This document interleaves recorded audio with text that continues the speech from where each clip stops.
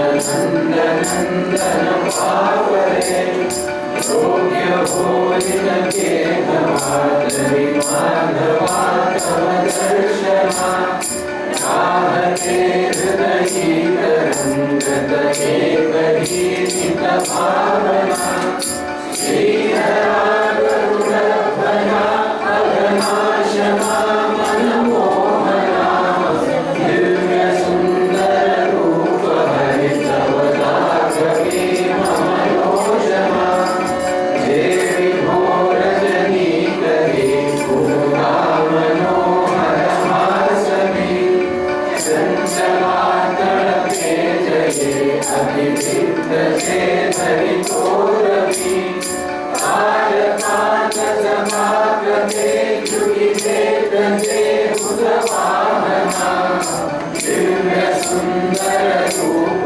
हरितवदागवे मम लोचना भासते जलगातगे नरिनागवा गगनी छवि सागरी उमटे शिखावल कंधरे प्रतिभूषति इंद्रनीलमणि हिना पुरति प्रभो गमतो मुना दिव्य सुंदर रूप हरितवदागवे मम लोचना दिव्य आदिव मंडलादिवोनि नेत्रनन्तमा विश्वहि कवळोनिया पुरते सजेतिल भव्यमा जातुनि सकला सजे नवनित्यमा परिचेतना दिव्य सुन्दर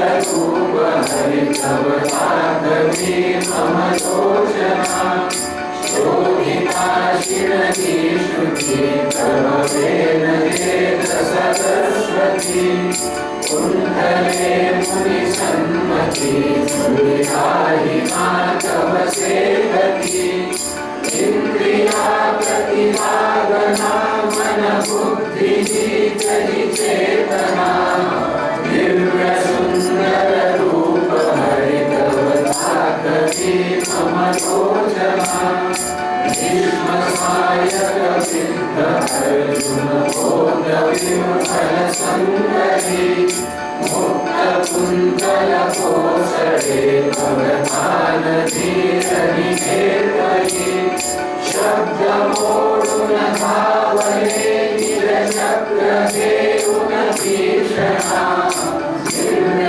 सुन्दर रूप हरितवदागवे मम लोचना वर्णिता शुभरङ्गले विसरे विराजन वन्दना गौराङ्ग उन्मलपातजा यरुणी सती नवयौवना लौकिका मुकला शुभा शुभमानुनी करिचिन्तना दिव्य सुन्दर रूप हरितवदागवे मम लोचना केशवरी हरि बदरी फला प्रति कौतुके नाचते व्रज सुन्दरी सहसारथी विजयानिके जे जड़ी रजनी सवे करि साधन गुरु कीर्तना दिव्य सुन्दर रूप हरितवदागवे मम लोचना पद्मनाभसरी कलाधवणी दया प्रतिमोहुनि वल्लभी रमजानिते गणगीतलौकिकसोरुनि नाउरे विषयी रुचि करिये कला जड़के मना दिव्य सुन्दर रूप हरितवदागवे मम लोचना वस्त्र सुन्दर केशरी शबते परि तड़पे कटी रत्न कौस्तुभ राजते हृदयावरी रविपुरी शङ्ख चक्र गदा करी कमलासवे अभयास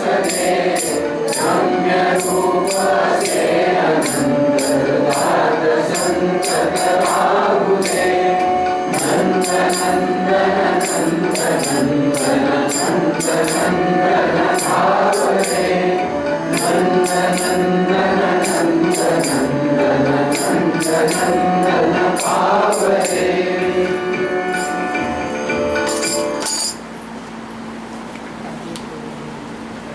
नमस्कार.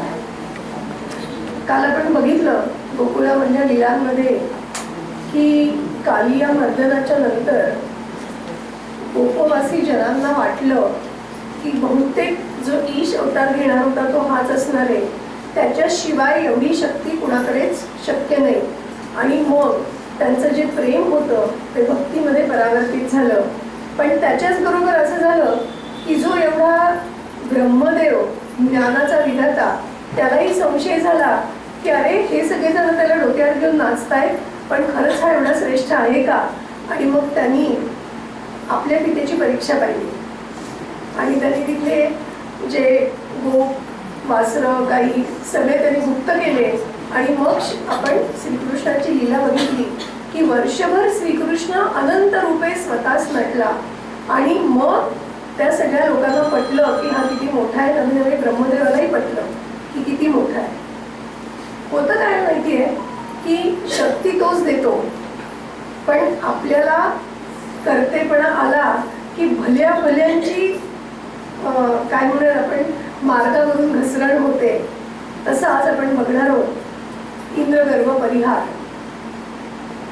वेदेश्च सर्वे स्मृतिभिः पुराणे शास्त्रेश्च तेस्ते मुनिभिः प्रणीते ज्ञातं न सम्यक् खलु यस्य रूपं भक्तप्रियं तं गिरीशं नमामि. मागे 2-3 वेळेला आपण असं सांगितलं की शंकराचं रूप कसं आहे. खूप जणांनी वेगळं वेगळं वर्णन केलं. तू जसा असशील तसा असो, मी तुझे पाय धरतो. तसंच ते इथे म्हणतायत की भगवान शंकराचं किंवा त्या परब्रह्माचं नक्की रूप कसं आहे ते कुणालाच नाही सांगता आलं. एवढे वेद ते म्हणतात नेती नेती नेती नेती म्हणजे काय, असं आहे का नाही, तसं आहे का नाही, असं आहे का नाही, म्हणजे कोणत्याच उपमेला ते हो म्हणत नाही म्हणून नेती नेती. स्मृती म्हणतात की मनबुद्धीला अगोचर आहे. त्यामुळे भक्ती जी आहे ती बुद्धीच्या पलीकडे हे आपण असं बघितलं. भक्ती गम्या वगोचरो. त्यामुळे बुद्धीने जाणता न येणारं ते भक्तीने जाणता येतं. पुराणांनी इतकी असंख्य रूपं सांगितली की त्यामुळे आपल्या विविधतेने नटलेल्या संस्कृतीला नावं ठेवली जातात की एक देव नाही तुमचा. तुम्हाला एका देवावर श्रद्धा ठेवणं जमत नाही. आम्ही बघा कसे एका देवावर श्रद्धा ठेवतो. पण इथे आपल्याला लक्षात घ्यायला पाहिजे की देव जेव्हा सगुण रूप घेतो ना तेव्हा तो त्या भक्ताच्या इष्टदेवतेचं रूप घेतो. आता इष्टदेवता म्हणजे काय की जी माझ्या मनाला पटतीये. कुलदेवता परंपरेने चालत येते, पण इष्टदेवता जिथे माझं मन नक्की पक्क राहील, भरून राहील. आणि मग माझं आवडतं रूपच मी देणार ना. आमच्या वर खोलीमध्ये किंवा इथे जो वरद नारायणाचा फोटो आहे तर सगळे विचारतात हा कोणाचा फोटो आहे, हा कोणाचा फोटो आहे. तर स्वामीजींना अत्यंत व्याकुळ अंतःकरणाने जेव्हा त्यांनी भगवंतांची प्रार्थना केली होती, गंगोत्री सारख्या ठिकाणी त्याच्या पलीकडे पाटांगण नावाचं ठिकाण आहे, तिथे त्यांनी 3 दिवस 3 रात्री अत्यंत व्याकुळपणे जेव्हा प्रार्थना केली तेव्हा त्यांना ज्या स्वरूपामध्ये विष्णूचं दर्शन झालं ते त्यांनी कल्याण शेट्टी नावाच्या चित्रकारांना सांगितलं आणि चित्र काढून घेतलं. कल्याण शेट्टी असं म्हणतात की ते जसं सांगत होते तसं मी काढत जात होतो, पण मी काढतच नव्हतो, माझ्या हातून काढलं जात होतं. तर त्यामुळे ज्या स्वरूपामध्ये त्यांना विष्णूचं दर्शन झालं आणि म्हणून ही विविधता आहे. कारण जो जो कोणी उत्कटतेने आपली प्रार्थना करेल किंवा साधना करेल त्याला त्याला त्याच्या आवडत्या रूपाप्रमाणे भगवान दर्शन देणार आहे. आणि म्हणूनच पुराणांमध्ये तर अनेक रूप आहेत. शास्त्रांचं तसं नाही आहे ना. शास्त्र म्हणजे सगळं तर्कट आणि बुद्धीवर आहे. त्याच्यामुळे प्रत्येकाचं वेगळं मत आहे शास्त्रामध्ये. पण शेवटी एक मार्ग खरा की ते म्हणतात की सगळेजण मिळून आपण ज्ञानमार्गाला जाऊयात. तो शास्त्रांचा मार्ग हा ज्ञान मार्ग होतो. प्रत्येकाचं आराध्यही त्याच्यात वेगळं असतं. त्याच्यात पुन्हा द्वैताद्वैत, विशिष्टाद्वैत, केवलाद्वैत, म्हणजे ती शास्त्रसुद्धा किती प्रकारची. आणि प्रत्येक आचार्यांनी तेवढ्याच प्रभावीपणे आपलं मत मांडलंय आणि तेवढेच त्यांचे अनुग्रहित पण आहेत की हो आम्ही म्हणतो तेच खरं म्हणणारे. पण इथे आप्पा असं म्हणायचे, खरंच सगळ्यांनी लक्षात ठेवण्यासारखी गोष्ट आहे की आप्पा म्हणायचे जेव्हा हळदी कुंकू होत असतं ना, तेव्हा कुणाचं हळदी कुंकू होतं बरं? की आपापल्या नवऱ्यांच्या प्रती एकनिष्ठ असलेल्या पतिव्रता सुवासिनी स्त्रिया एकत्र येऊन हळदी कुंकू करतात. एकही जण असं म्हणत नाही, सगळ्यांना माहित असतं माझा नवरा श्रेष्ठ आहे आणि मानत असतात, पण कोणीच असं म्हणत नाही की माझा नवरा श्रेष्ठ असल्यामुळे तुम्ही सगळ्याजणी माझ्याच नवऱ्याची बायको व्हा, असं कोणीही म्हणत नाही. त्या सगळ्याजणी म्हणतात माझा नवरा माझ्यासाठी श्रेष्ठ, तुझं तुझ्यासाठी श्रेष्ठ, आपण सगळे मिळून हळदी कुंकू करूयात. तसं आपल्या समाजामध्ये का होत नाही?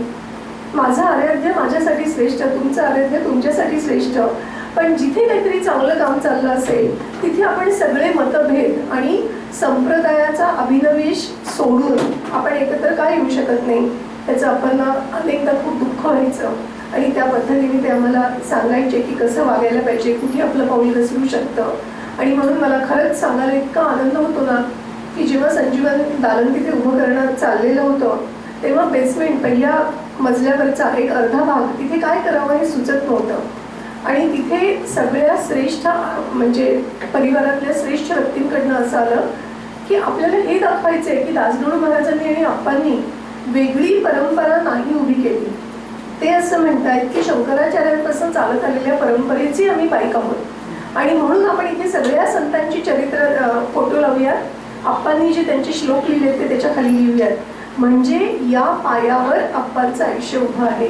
असं जेव्हा तिथे झालं ना तेव्हा आपल्याला पटतं की आप्पांनी सांगितलेली जी शिकवण आहे ती किती आपल्याला अंगामध्ये भिनवली पाहिजे. सांगायचा मुद्दा असा की प्रत्येकाला आपला देव वेगळा वाटतो, तसा वेगळा वाटण्याचा अधिकार आहे आणि त्यांनी त्याप्रमाणे, त्याशिवाय श्रद्धा बळकट होत नाही आणि म्हणून त्यांनी त्याप्रमाणे करावं त्यांचं जे काय आराध्य किंवा पूजा करायची आहे. पण मग मी काय करू? आप्पा म्हणतात, भक्तांना जो प्रिय किंवा ज्याला भक्त प्रिय अशा शंकराला माझा नमस्कार. म्हणजे माझा विश्वास पुन्हा कुठे आहे? भक्तीवर आहे.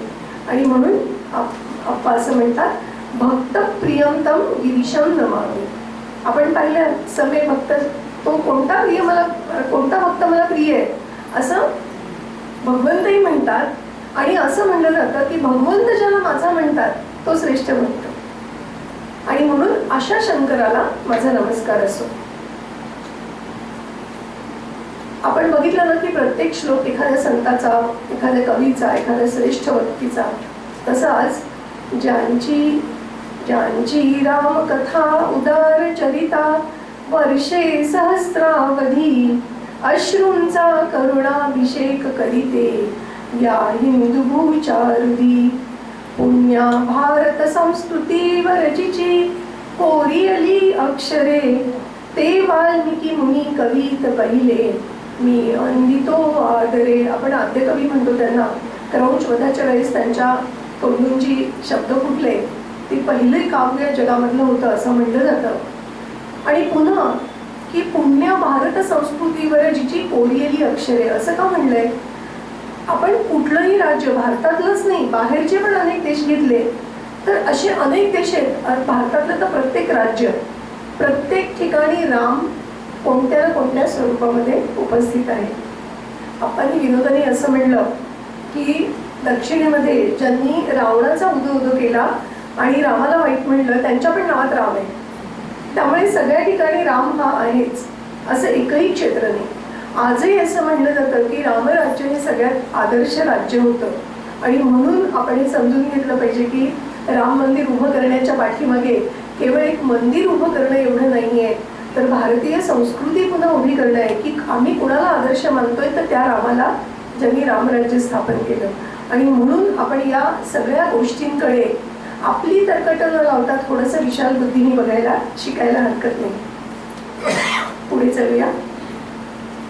मोह विधीचा ऐसा निरसुन गोपगणी परते मन मोहन. काय झालं होतं?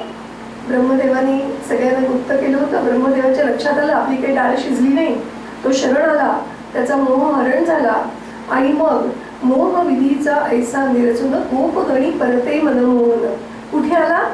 जिथे मुलांना सोडून गेलेला होता. मुले पुढे घेऊन शिदोरी, तशीच होती यमुना तीरी. कारण ब्रह्मदेवाच्या दृष्टीने एक निमिष पळवर, पण गोपजनांसाठी 1 वर्ष झालं होतं आणि तोवर ते तिथे तसेच होते. श्रीकृष्णाची विचित्र माव, पुणान काही कळला ठाव. विशंक म्हणती गोप कुमार, कृष्णा चलना किती हा उशीर. अरे तू म्हणलास आम्हाला खाणं सुरू कर, आम्ही आत्ता येतो, पण तुझ्याशिवाय घास गिळवेल का?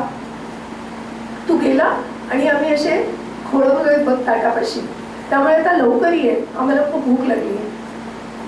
काहीच लक्षात आलं नाही की वर्षभर आपण कुठे होतो. हरी समोरी अर्धवर्तुळे, गोप बाळते बसले सगळे.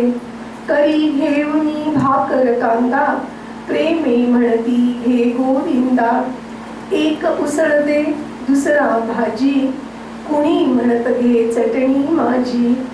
पेंद्याचे ते ताक शिळे की, श्रीहरी मिटक्या मारित भुरकी. घास कुणाच्या मुखीचा ओढी, आणि म्हणे या मधी बहु गोडी. कुणी स्वतःस्तव काही लपवी, श्याम तयाचे सर्वच पळवी. असं म्हटलं जातं की सीताबा लाडका होता ना घरातनं, त्यामुळे सीताबाच्या डब्यामध्ये खूप छान छान काही काही असायचं.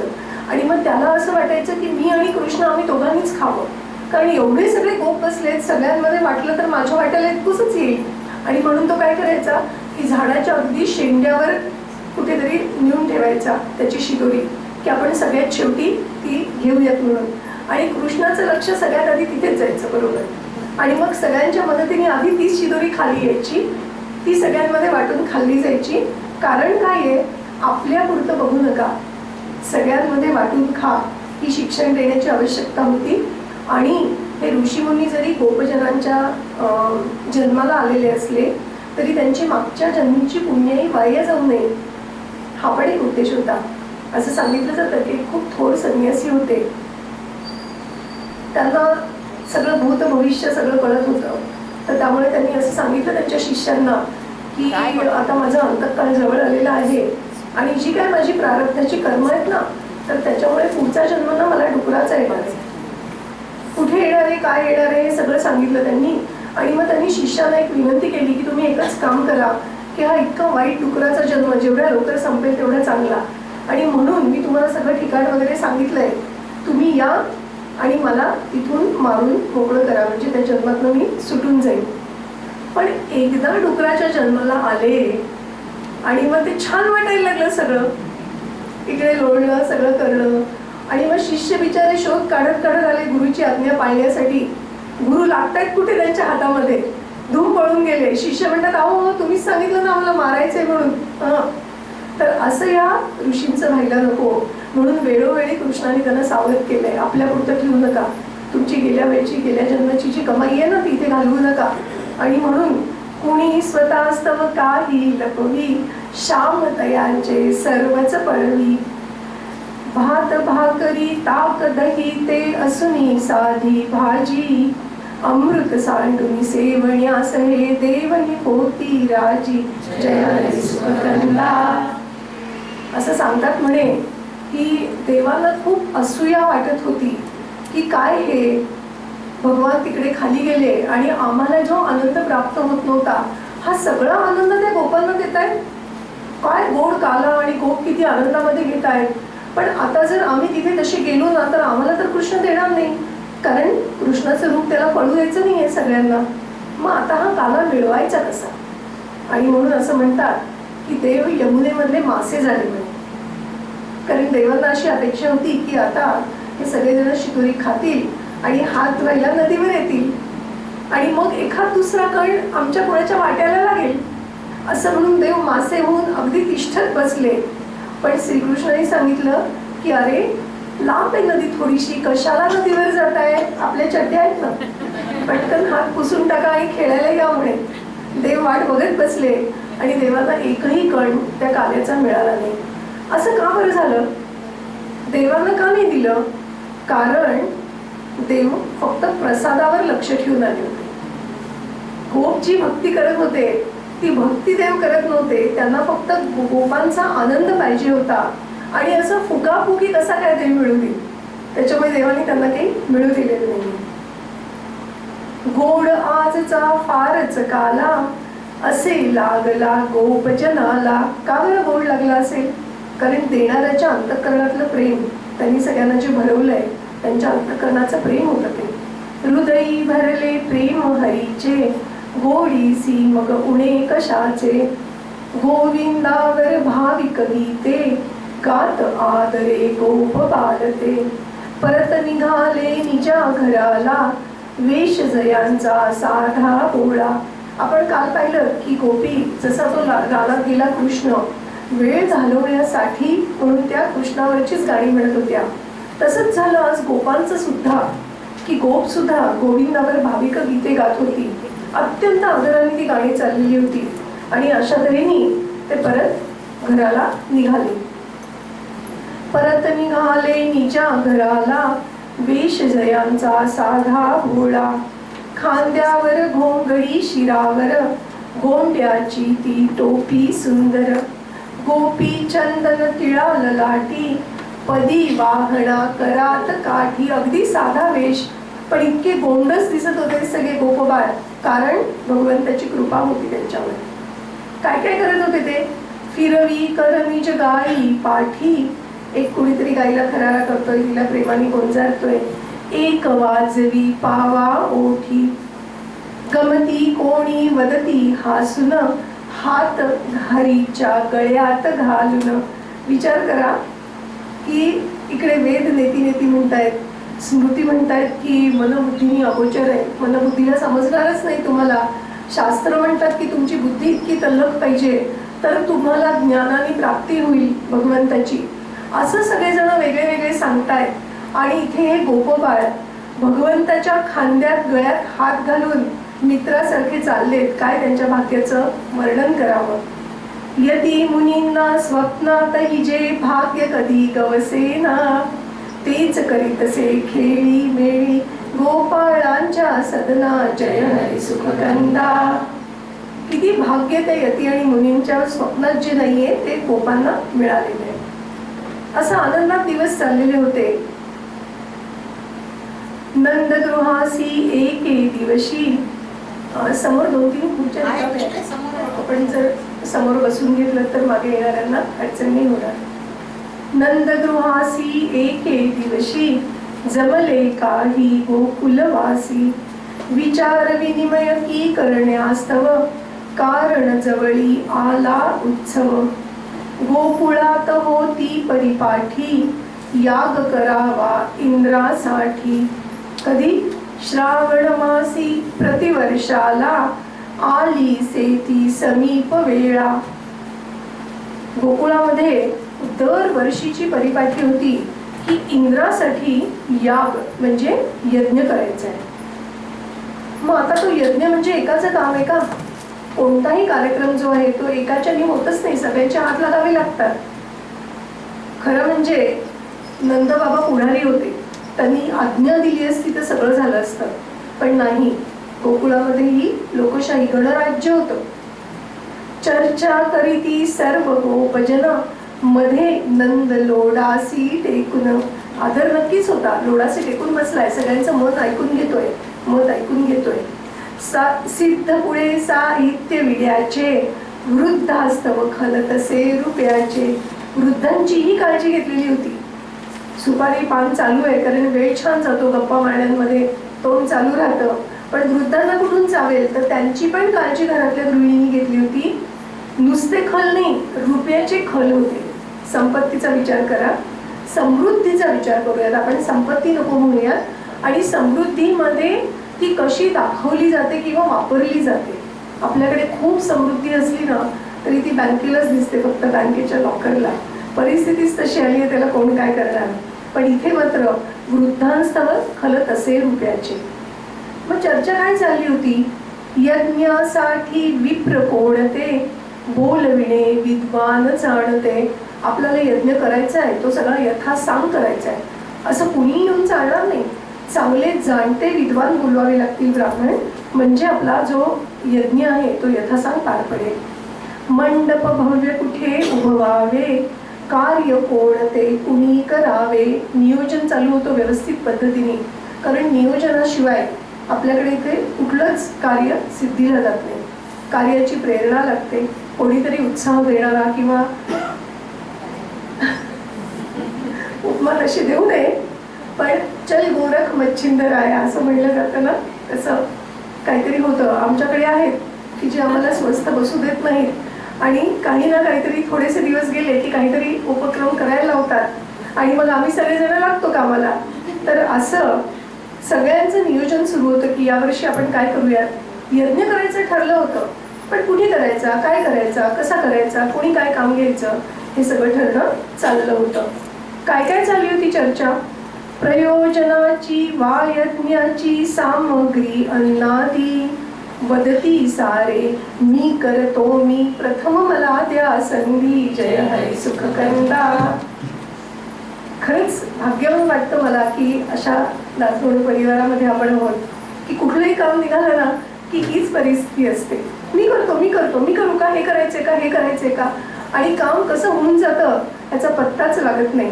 हे अनुभवलेली गोष्ट आहे की भगवंताची इच्छा म्हणून आपण कोणतेही काम करायला गेलो तर ते किती प्रसन्नपणे होऊन जातं. कामं कुठली सांगितली आहेत बघा. प्रयोजन, नियोजन करायचंय सगळं की ज्याच्यामध्ये सगळ्यात जास्त वाईटपणा येऊ शकतो. यज्ञाची सामग्री खूप दूरवर जाऊन आणावी लागते, कारण त्या समिधा अशा दुकानात मिळत नव्हत्या ना तेव्हा. यज्ञपुडा असा नव्हता मिळत. त्याच्यामुळे ज्या शास्त्राप्रमाणे सांगितलेल्या समिधा स्वतः जाऊन आणाव्या लागत होत्या. आणि त्या समिधांचं असं विशेष म्हणे की ते अतिशय कोरडं लाकूड लागतं आणि विशिष्ट झाडांचंच लागतं. अन्नाची व्यवस्था अतिशय अवघड सगळ्यात, कारण कोणताही कार्यक्रम यशस्वी झाला की नाही त्याचं परिमाण काय असतं. जेवण छान होतं बघ, काही म्हणा पण जेवण छान होतं. आणि तेच जर जेवण थोडंसं बिघडलं की मग काय असं ना विचार करायला पाहिजे संयोजकांनी. एवढं करतात, सगळं करतात, पोटाचं आमच्या आधी पोटोबा मग विठोबा. त्याच्यामुळे ह्या कामांचं नियोजन चालू आहे. आणि अशा इतक्या अवघड कामात हार घालण्याच्या नाही, पुढे मिळवण्याच्या नाही, ही सगळी बॅकस्टेज कामं आहेत. या सगळ्या बॅकस्टेज कामांमध्ये मी करतो आधी मला संधी द्या अशी त्यांच्यामध्ये जणू स्पर्धा चालू होती. सर नंद काय म्हणतात माहितीये, नेता कसा असावा. सर्वच कामे करीन मी, हे केली हो येईल कामी, नंदवते हा सून तयांना, श्रम विभाग कार्यात हवाना. अरे सगळीच कामं तुम्ही कराल तर कसं चालेल. इंद्र आपल्या सगळ्यांचा देव आहे, आपल्या सगळ्यांना सेवा घडली पाहिजे. मग आपण सगळ्यांनी वाटून कामं केली पाहिजेत ना, म्हणजे प्रत्येकाचं त्याच्यामध्ये आपलेपणा राहील, ते काम जास्त चांगलं होईल, उत्साहाने होईल. असं नाही चालत. काय आहे की नंदाचं मोठेपण कशात आहे की कुणाला कोणतं काम सांगावं ही निवड करणे इतके लोक त्याच्याकडे कामाला तयार होते. आलं लक्षात तुमच्या. इथे आमच्याकडे असं होतं, कामांची यादी तयार असते पण आता काय करावं, कोणाला सांगावं हे काम, कोण करू शकेल बरं, बापरे मग ह्याला फोन करू की नको, त्याला आवडेल की नाही, हे सगळे मुद्दे चालू असतात. पण इथे असं झालेलं नाहीये. नंदाला विचार करावा लागतो, हो गेल्या वेळेस यांनी जेवणाचं चांगलं सांभाळलं होतं, यालाच देऊयात का. हां गेल्या वेळेस याचं नियोजन चांगलं होतं, याला देऊयात का, याच्यामध्ये हुशार आहे. असं झालं की कामं चांगली होतात. नाहीतर मग काय होतं, काम आपलं नाही वाटलं ना तर परिस्थिती पुढे उपाय नाही म्हणून राबणारे राबत राहतात, पण त्याच्यात आनंद नाही राहत. आणि म्हणून हा विशेष आहे की सगळेजण आनंदाने चर्चा करत होते की काय करूयात काय करूयात. आणि पुन्हा त्यांना याची पण जाणीव होती की श्रमदान हे रक्तदाना इतकंच खूप महत्त्वाचं दान आहे. कारण त्या श्रमदान करण्यामध्ये आपल्याला वेळ द्यावा लागतो. आणि ह्या वेळ जो असतो ना हाच फक्त आपल्या स्वतःचा आहे. क्षण, आपल्या आयुष्यातला क्षण एवढंच फक्त आपलं आहे. बाकी सगळं त्या ज्याने पूजा आपण करतो ना ते सगळं भगवंतानीच निर्माण केलंय. आणि म्हणून पांडुरंग शास्त्री आठवले दादाजी सांगायचे की तुम्ही काय द्याल भगवंताला. हो कृतिभक्ती जेव्हा त्यांनी सांगितली तर त्या कृतिभक्ती सांगण्यामागचा उद्देशच हा होता की हे सगळं इतकं सक्षम शरीर ज्यांनी तुम्हाला दिलंय, ज्यांनी मन दिलंय, ते कधीतरी एकदा भगवंताच्या कार्याला वापराल की नाही. हे वेळेचं दान देणं, श्रम करून आपली कृती करून ते दान त्यांना देणं, हे सगळ्यात महत्त्वाचं किंवा श्रेष्ठ दान रक्तदान इतकंच आहे. आणि म्हणून या सगळ्याची जाणीव असल्यामुळे ते सगळेजण पुढे येत होते की मला कामाला द्या, मला द्या, मला द्या संधी. पुन्हा असं आहे ना, मोठ्या कारी लहान मोठे कृत्य न माना कधीही कोठे, जे जे भागा येईल वाटून तेच करावे अंगा झाडून. नंद सांगतोय त्यांना बरं का, श्रम विभाग कार्यात पाहिजे. मी जे श्रमाची विभागणी करीन, मोठ्या कार्य लहान मोठा बिलकुल मानू नका. जे तुमच्या वाट्याला काम येईल ते आनंदाने करा. एक कुणाचे कार्य नसे हे स्थान येथ सर्वांना आहे. का बरं? काम करावे प्रेमे सादर, सुख देईल सर्वदा पुरंदर. इंद्र आपण कोणासाठी करतोय? आपल्यासाठी नाही करत आहे, त्या इंद्राची पूजा आपण करतोय. आणि तो इंद्र आपल्या सगळ्यांचा देव आहे. जर आपण अत्यंत आदराने जे पडेल ते काम या यज्ञामध्ये केलं ना, तर आपल्या सगळ्यांना सुख लाभणार आहे. सर्वत्र सुखीनं सन्तु, सगळ्यांना सुख लाभणार आहे, सगळेजण सुखी होणार आहे. फक्त तुम्ही या पद्धतीने काम करा. अशी त्यांची चर्चा चालू होती.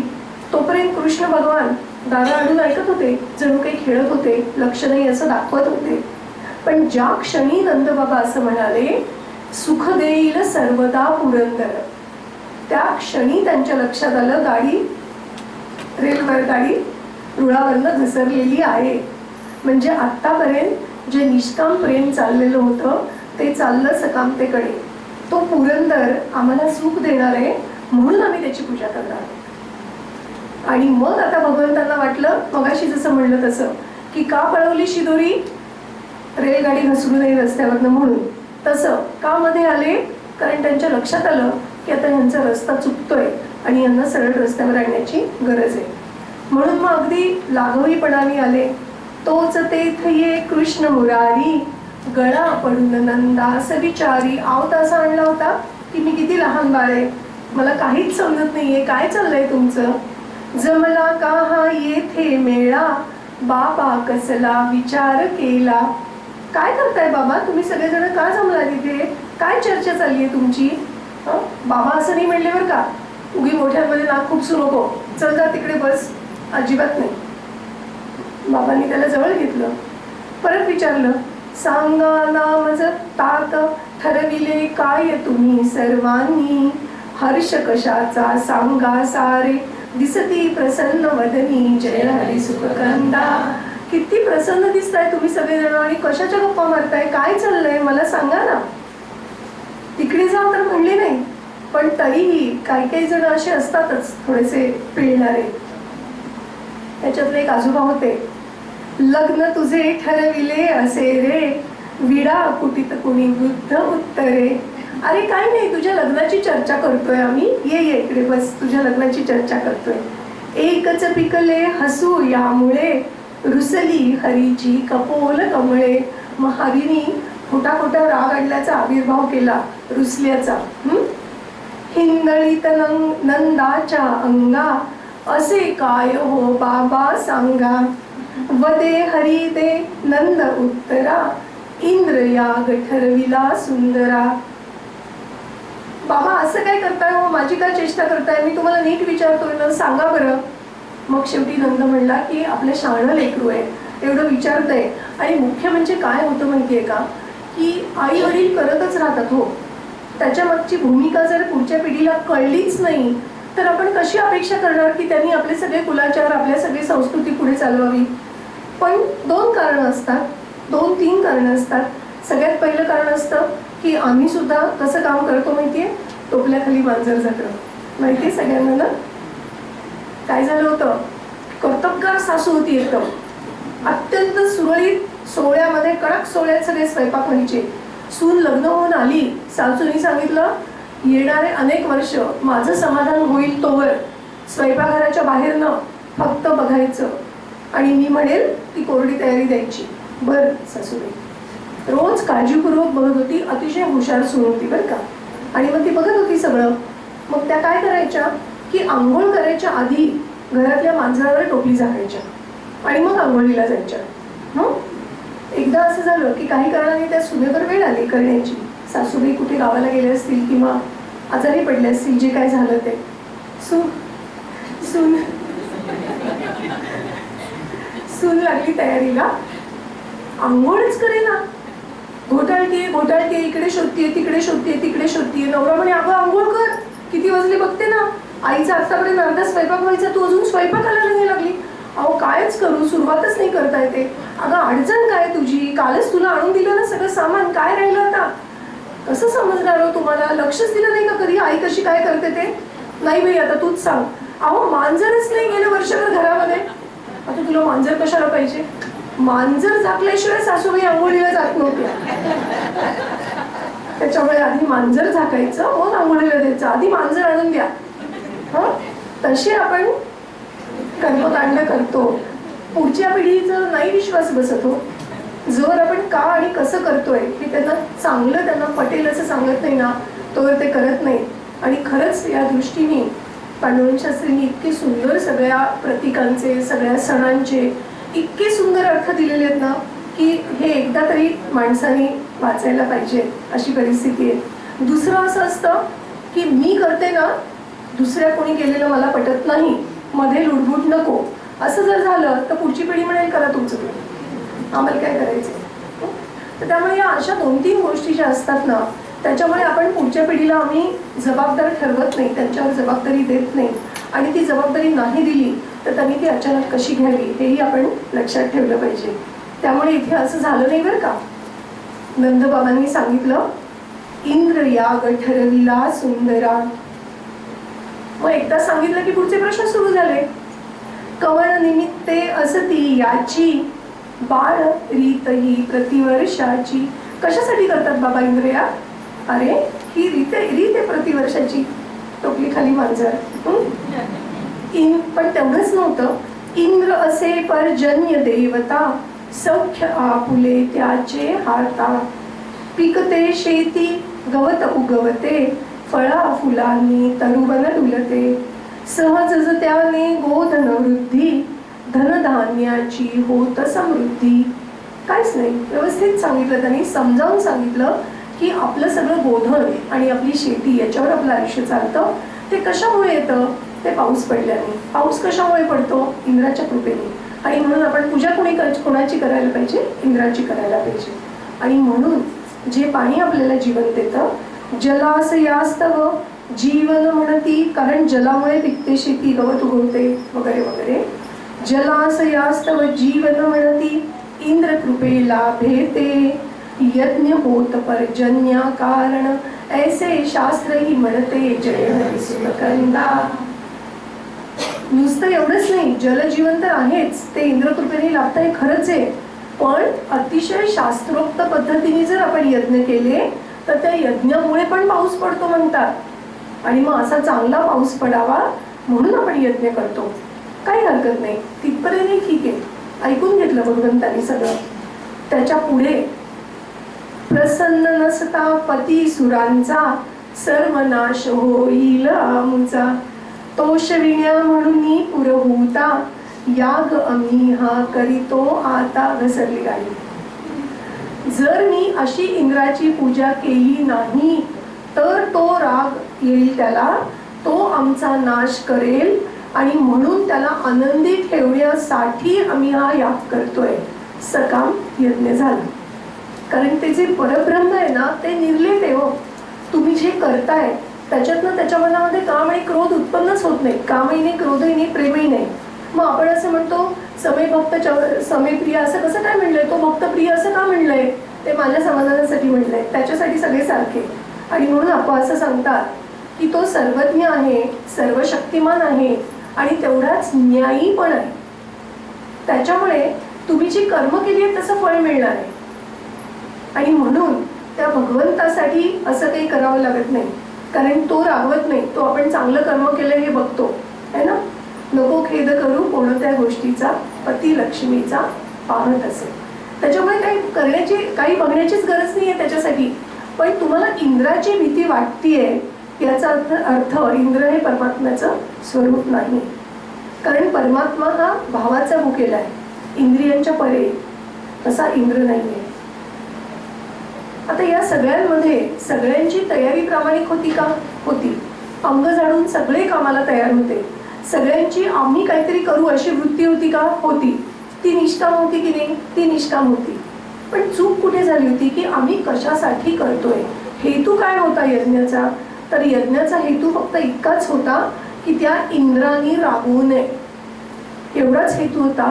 आणि म्हणून भगवंताला चिंता वाटली. चिंती हरी हा याग कामनिक, भक्ती सुखासी असे विघातक. या ऋषीमुनींनी गोकुळात जन्म का घेतला होता?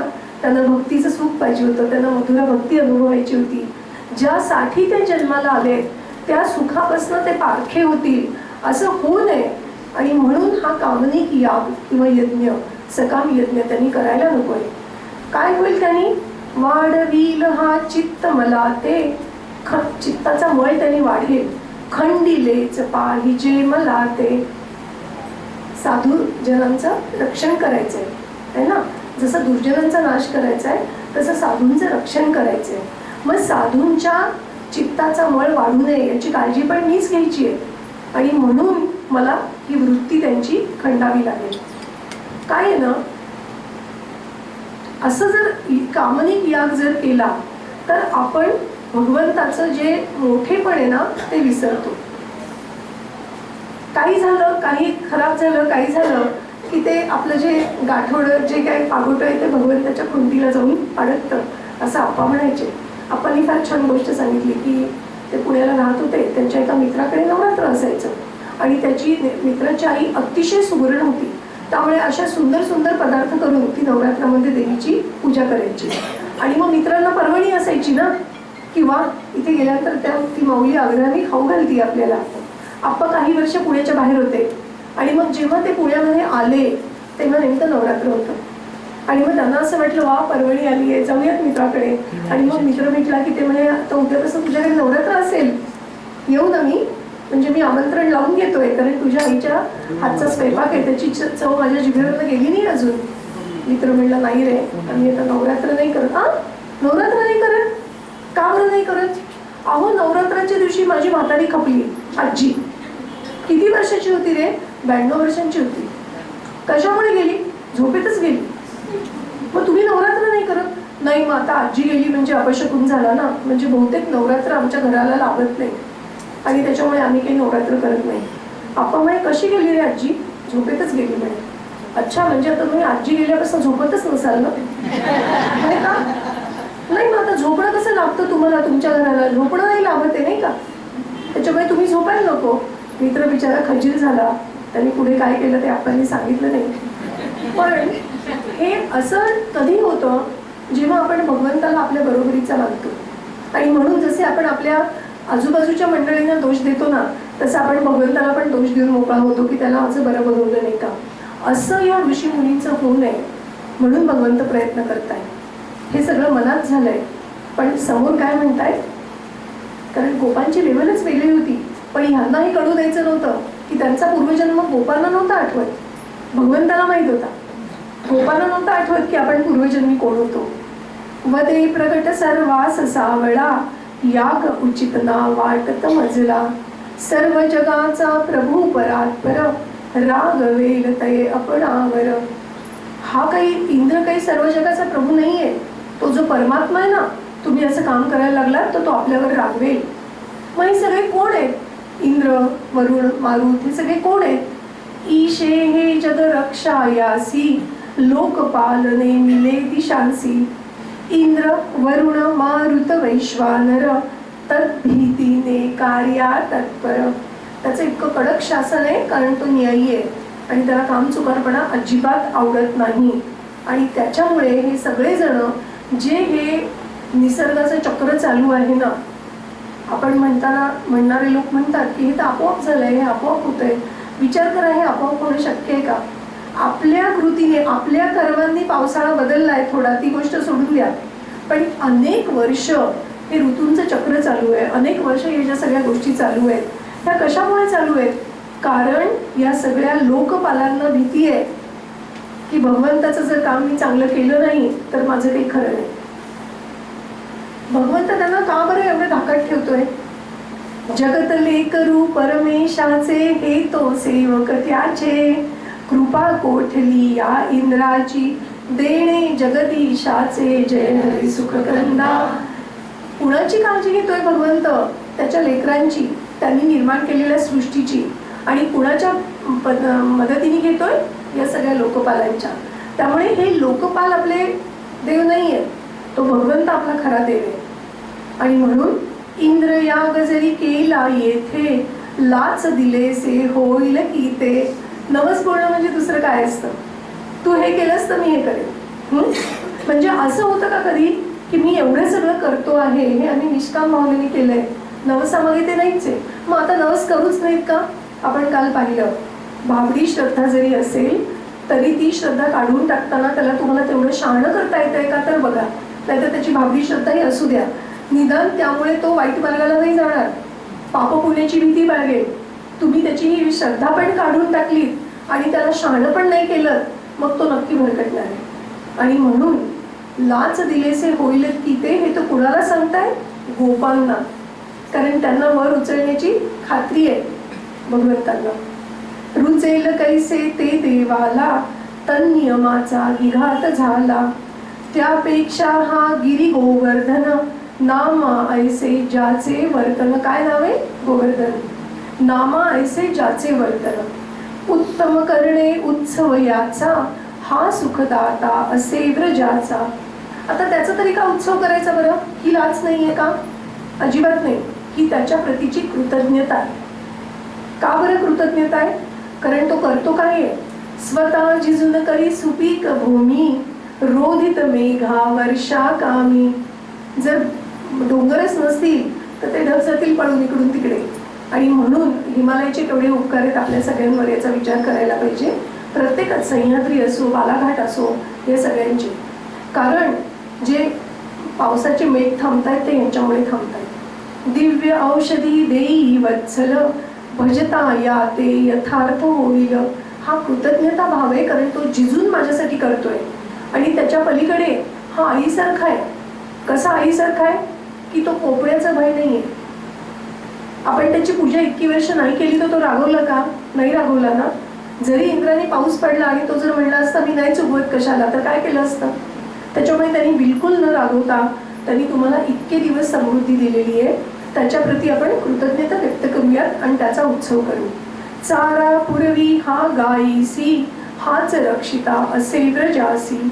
त्याशिवाय खेळगडी हा गोपाळांचा, चला करूया उत्सव त्याचा. भगवंत समजावून सांगताय की कोणताही भगवंताचं काम करायचं असेल तर भावना कशी पाहिजे? भजन, समर्चन, यजन असावे प्रेम पूर्ण हृदयाचे. बाळगुनी भय करिता तेची, होत विडंबन साचे. जय हरी सुखकंदा. कसं करायला पाहिजे? भजन, समर्चन, यजन हे प्रेमपूर्ण अंतःकरणाने जर केलं तर ते भगवंताला पावतं. नाही तर तुम्ही जे काय करताय ते विडंबन होतं, असं आप्पा सांगताय तिथे. खरंच खूप मला असं वाटतं की आपण अतिशय सगळे उत्साहामध्ये महालक्ष्मीचा सण करतो, दरवर्षी करतो. पण मनाच्या आतमध्ये डोकावून पाहिलं तर सगळ्यात जास्त काय असतं? आनंद का भीती? मनाच्या आतमध्ये डोकावून पाहिलं तर भीतीच जास्त असते की नाही झालं चांगलं तर ती महालक्ष्मी कोपेल. आणि ती जर कोपणार असेल तर ती आदिमायाच नाही. त्याच्यामुळे ती कशी कोपेल? हा, ती कधी कोपेल? दांभिकपणा केला तर. आणि म्हणून आपण असं म्हणतात की दांभिकपणा, आळस हे शत्रू आहे. तुमचा दुबळेपणा हे शत्रू नाही आहे तुमच्या प्रगतीमध्ये, पण दांभिकपणा नको. आणि मग ती कोपेल नक्कीच, पण दांभिकपणा केला तर. पण आम्ही इतकं भय घेतो. खरं म्हणजे महालक्ष्मी म्हणजे ती गृहलक्ष्मी, पण त्या 3 दिवसामध्ये त्या गृहलक्ष्मीचं काय होतं हे आपण सगळ्यांनी अनुभवलेलं आहे. आणि मग असं वाटतं की म्हणजे कोणीतरी तर याच्यामध्ये कधीतरी तर सुधारणा करायला पाहिजे की याच्यामध्ये प्रेम कसं वाढेल हे आपण बघूयात. मग याचा अर्थ असा आहे का की नाही, त्यांनी सांगितलं त्या दिवशी प्रेम पुरतं, भावाचा भुकेला आहे, मग आता मी कशाला काय करू? आंघोळ नाही केली तरी चालेल, जाता जाता नमस्कार करून टाकेन, बस झालं. ती कोपणार नाहीच आहे. यथाशक्ती आम्ही पूजन केलंय का भगवंताचं आणि प्रेमाच्या अंतःकरणाने केलंय का?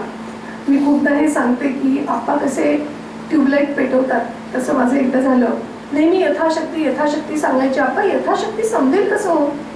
मला कसं कळेल की ती माझी मी सगळ्यात जास्त शक्ती वापरली आहे? ते मला म्हणाले संतांची चरित्र